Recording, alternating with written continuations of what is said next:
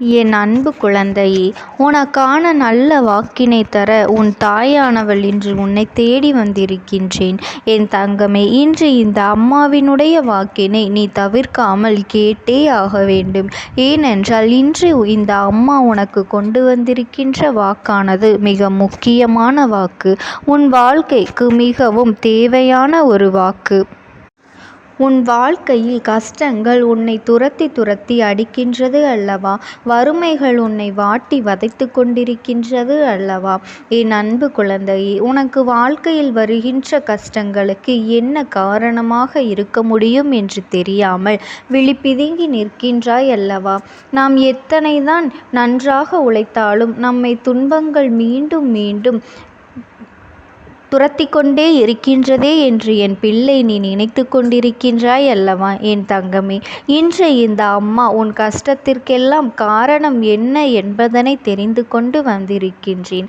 அது வெளியில் எங்கும் இல்லை, உன்னுடைய இல்லத்திற்குள் தான் இருக்கின்றது. உன் இல்லத்திற்குள் நடக்கின்ற சில தவறுகள் தான் உனக்கு வறுமை உன்னை விட்டு பிரியாமல் உன்னுடனே இருந்து கொண்டிருக்கின்றது என்பதனை இந்த அம்மா நான் இப்பொழுது புரிந்து கொண்டேன். உன்னோடு அதை சொல்லிவிடத்தான் வந்திருக்கின்றேன் என் தங்கமே. உன் வாழ்க்கையில் வறுமை என்பது உன்னோடு ஒட்டி பிறந்தது போல எந்நாளும் தொடர்ந்து கொண்டே இருக்கின்றது அல்லவா? உன்னிடத்தில் அது எப்பொழுதும் பணம் வந்து சேர்ந்தாலும் அதை உன்னால் அனுபவிக்க முடியாமல் செல்கின்றது அல்லவா? தேவையற்ற செலவுகள் மீண்டும் மீண்டும் வந்து கொண்டே இருக்கின்றது அல்லவா? அதன் உண்மையை உணர்த்திவிட வேண்டும் என்றுதான் உன் அம்மா இன்று உனக்காக வந்திருக்கின்றேன் என் தங்கமே. நான் சொல்லி முடிக்கும் முன்பே நீ நிச்சயமாக இதுவெல்லாம் உன் இல்லத்தில் நடந்து கொண்டிருக்கின்றது என்பதனை நீ புரிந்து கொள்வாய். ஏனென்றால் உன் அம்மா காரணம் இல்லாமல் எதையும் உன்னிடத்தில் கொண்டு வந்து சேர்ப்பது கிடையாது. எது பிரச்சனையாக இருக்கின்றதோ, எதனால் உனக்கு இப்படியெல்லாம் நடக்கின்றதோ, அது நல்ல விஷயங்களாக இருந்தாலும் சரி, கெட்ட விஷயங்களாக இருந்தாலும் சரி, அதை முன்கூட்டியே உன்னிடத்தில் சொல்லிவிடுவதற்கு உன் அம்மா நான் வந்து கொண்டிருக்கின்றேன் என் தங்கமே. உன்னிடத்தில் அதை பற்றி நான் சொல்லிவிடுகின்றேன். இதையெல்லாம் நீ நிச்சயமாக இன்று இரவுக்குள் தெளிவாக புரிந்து கொண்டு நாளையிலிருந்து இந்த தவறினை நீ ஒருபொழுதும் செய்யக்கூடாது என் குழந்தையே. என் அன்பு பிள்ளையே, வறுமைக்கு வழிவகுக்கக்கூடிய இந்த தவறுகள் உன்னுடைய இல்லத்தில் இருக்கின்றது என்றால் அது உண்மைதான். ஏனென்றால் அதை நானே கண்கூடாக கண்டுவிட்டேன் அல்லவா? உன்னுடைய இல்லத்தில் நான் இருக்கும் பொழுது உன்னுடைய குடும்பத்தில் இருப்பவர்களுக்கு, ஏன் நீயும் கூட சில நேரங்களில் இந்த விஷயத்தை செய்து விடுகின்றாய்.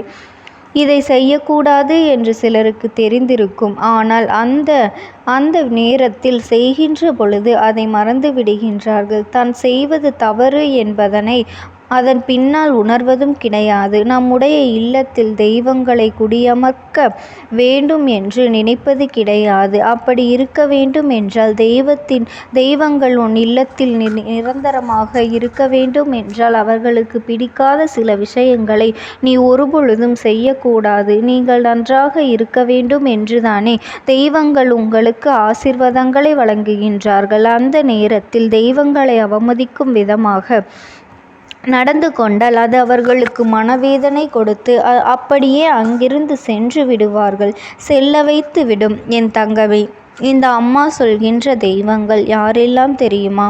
உன்னுடைய குடும்பத்தில் வறுமை இல்லாமல் இருக்கவும், செல்வ செழிப்போடு இருக்கவும் உனக்கு துணையாக இருக்கக்கூடிய மகாலட்சுமி தாயார், அன்னபூரணி, குபேரர், இவர்களை எல்லாம் அன்றாடம் நீ வணங்க வேண்டும் என் தங்கமே. இவர்களை ஒரு நாளும் நீ அவமதித்து விடாதே. இந்த அம்மா சொல்கின்ற இந்த விஷயங்களை எல்லாம் உன் இல்லத்தில் நடந்து கொண்டிருக்கின்றதா என்று ஒரு முறை நீ சோதித்து பார் என் தங்கமே. உப்பினை ஒரு பொழுதும் நீ கீழே சிந்திவிடக்கூடாது. ஏனென்றால் அது மகாலட்சுமி தாயாருக்கு சமமாகும் அல்லவா? அதனால் உப்பினை நீ சிந்தாமல் பார்த்து கொள்ள வேண்டும். தெரியாமல் சிந்துவது வேறு, தெரிந்தே அங்கும் இங்கும் அறக்க பறக்க வேலை செய்து கொண்டு செய்யும் பொழுது கீழே கொஞ்சம் மேலே கொஞ்சமாக சிந்திவிடக் கூடாது. உப்பினை கையில் எடுக்கும் பொழுது லட்சுமி தேவியின் அம்சம் என்ற எண்ணத்தை உன் மனதில் வைத்து கொண்டு அதனை பொறுமையாக நீ கையாள வேண்டும்.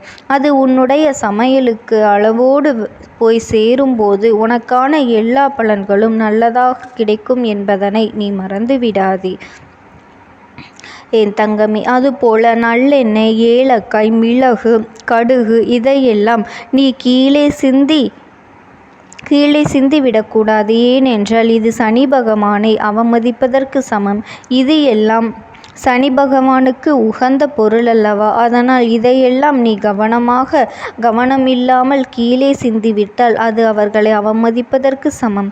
அதுபோல சாப்பாட்டை பாத்திரத்திலிருந்து எடுக்கும் பொழுது கரண்டி உரசும் வரை சத்தம் கேட்கும்படி துடைத்து வலித்து எடுக்கக்கூடாது. இது அன்னபூரணி தாயாரை அவமதிப்பதற்கு சமம் என்று நீ புரிந்து கொள்ள வேண்டும் என் தங்கமே. சாதத்தை வீணடிப்பதும் சரியான செயல் அல்ல என்பதனை புரிந்து கொள் என் பிள்ளையே. இப்படி நீ எந்நாளும் வாழ்க்கையில் பின்பற்ற வேண்டும். அதுபோல குபேரருக்கு பிடித்த உணவான ஊறுகாய் தட்டில் ஊறுகாயை வீணடிக்க கூடாது. அப்படி வீணடித்தால் அது குபேரரை அவமானப்படுத்தியதற்கும் அவமதிப்பதற்கும் சமம். நிறைய ஊறுகாயை வைக்கும் பொழுது எப்படி வைக்க வேண்டும், எவ்வளவு வைக்க வேண்டும் என்று தெரியாமல் சிலர் அதனை வீணடித்து விடுகின்றார்கள். பொதுவாக ஊறுகாயை அதிக அளவில் எடுத்துக்கொள்ள முடியாது. ஏனென்றால் அதில் உப்பும் காரமும் அதிகமாக இருக்கக்கூடிய ஒரு பொருள் அல்லவா? அதனால் தேவைக்கு இன்றி அதிகமாக அதனை எடுத்து வைத்துவிட்டு அதன் பிறகு அதனை வீணடிக்க கூடாது. குபேரனின் அம்சமாக விளங்கக்கூடிய ஊறுகாயை நிச்சயமாக நீ வீணடித்து விட்டால் அது அவரை அவமதிக்கும் செயல் என்பதனை நீ புரிந்து கொள்ள வேண்டும் என் தங்கமே. இந்த அம்மா சொல்கின்ற இந்த விஷயங்கள் மிகவும் முக்கியமான விஷயம்.